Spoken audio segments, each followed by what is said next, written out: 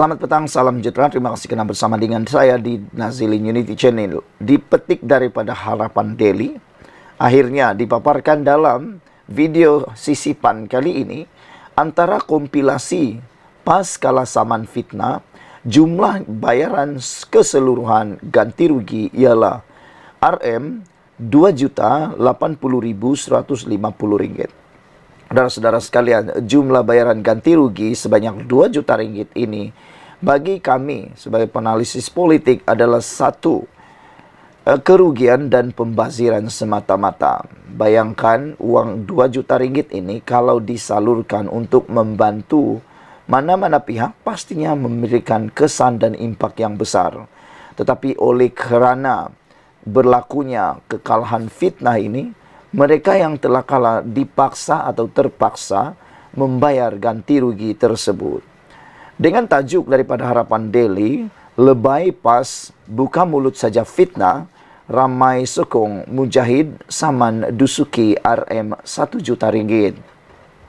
Orang ramai menyokong keputusan Naib Presiden Amanah Datuk Dr. Mujahid Yusof Rawah untuk mengenakan tindakan saman terhadap Ahmad Dusuki Rani yang berterusan mengeluarkan fitnah terhadapnya. Rata-ratanya berpendapat sikap bekas pimpinan Dewan Ulama PAS berkenan yang masih memutarbelitkan keputusan mahkamah tidak harus dibiarkan. Malah, Dusuki yang kalah dalam saman fitnah terhadap bekas menteri di Jabatan Perdana Menteri tersebut sebelum ini dilihat tetap negakkan benang yang basah. Dusuki yang bertindak menarik balik rayuan berhubung saman fitnah pada 28 Ogos lalu itu juga dianggap tidak serik untuk menabur fitnah, malah mempertikai keputusan mahkamah. Semalam, Dr. Mujahid Rawah dalam satu kenyataan maklumkan telah memulakan tindakan undang-undang terhadap Dusuki dengan menuntut membayar ganti rugi sebanyak 1 juta ringgit.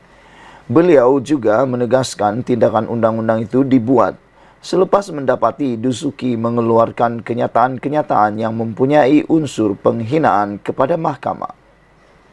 Sehubungan itu, warganet menyifatkan Dusuki dan ramai lagi pemimpin PAS pada masa ini memang sudah sinonim dengan amalan fitnah yang terbukti, dengan deretan kes membabitkan jumlah bayaran ganti rugi lebih 2 juta ringgit setakat ini.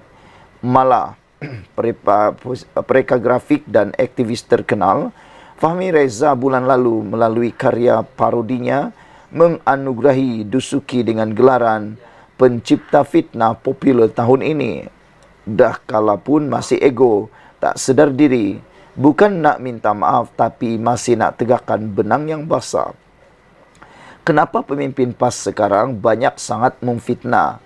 Inilah akibatnya bila lari dari perjuangan asal PAS, ada saja fitnah yang mereka lempar. Bohong dan buat fitnah tu satu ibadah bagi PAS, cakap benar tu satu dosa besarlah.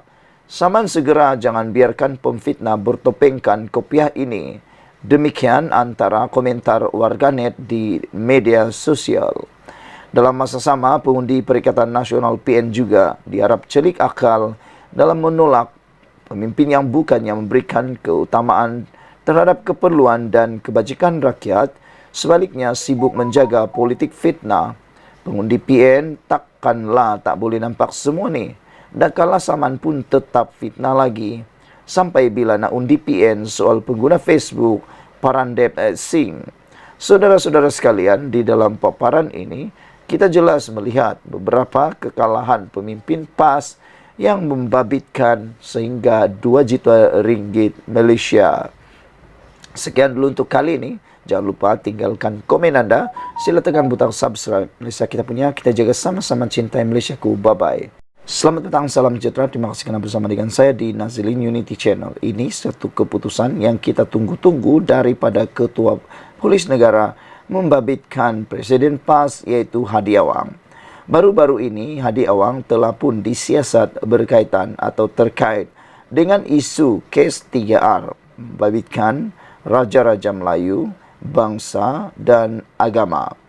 Ianya telah menarik perhatian ramai pemerhati politik dan juga pemerhati rakyat Malaysia yang mengatakan bahawa tindakan-tindakan seperti itu adalah tindakan yang mungkin terdesak daripada pihak pembangkang untuk cuba meraih sokongan daripada rakyat tertentu.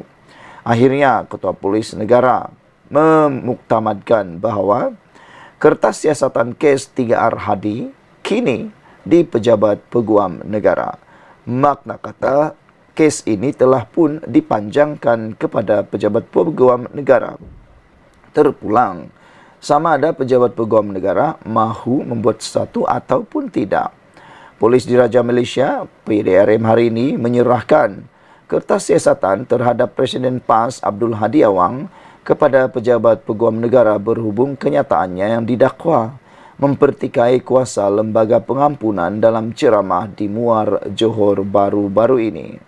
Ketua Polis Negara Razaruddin Hussein berkata, PDRM telah melengkapkan siasatan kes berkenan semalam dan menyerahkan kertas siasatan itu pagi tadi. Kami menunggu tindakan selanjutnya daripada pihak Pejabat Peguam Negara. Katanya kepada pemberita selepas merasmikan majlis penutupan 4th National Forensic Science Symposium for Law Enforcement 2023 di Maktab PDRM di Kuala Lumpur hari ini. Sebelum ini, Pengarah Jabatan Siasatan Jenayah Bukit Aman, Muhammad Suhaili Muhammad Zain berkata, siasatan terhadap Abdul Hadi Awang telah dibuka di bawah Seksyen 4 dalam kurungan 1 Akta Hasutan dan Seksyen 233 Akta Komunikasi dan Multimedia Malaysia. Ia berhubung kenyataan Abdul Hadi yang didakwa mempertikai kuasa lembaga pengampunan dalam ceramahnya di Markas PAS di Bakri Muar pada bulan lepas.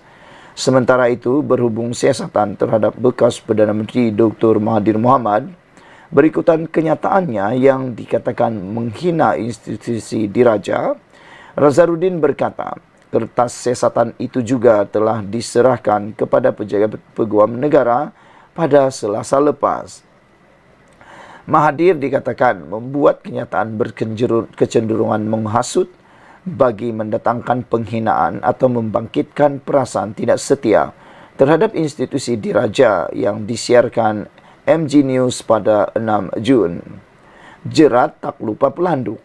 Mengulas mengenai perkembangan siasatan terhadap bekas Peguam Negara 1MDB, Jasmine Los Aishwan, Razaruddin berkata ia masih diteruskan mengikut Akta Pencegahan Penggubahan Wang Haram, Pencegahan Pembiayaan Keganasan dan Hasil Aktiviti Haram 2001.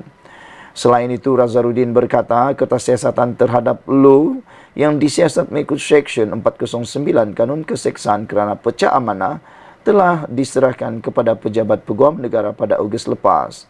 Pada Isnin lalu, PDRM telah berjaya mendapatkan semula sejumlah RM93.2 juta aset merangkumi harta dan akaun bank milik Lu yang dikaitkan dengan penyelewengan dana 1MDB. Bercakap pada sidang media itu juga ketika diminta mengulas mengenai usaha menjejaki Low Tiak Jo atau Jolo yang masih jauh, Razaruddin berkata PDRM sama sekali tidak pernah berhenti daripada menjejaki ahli perniagaan terbabit.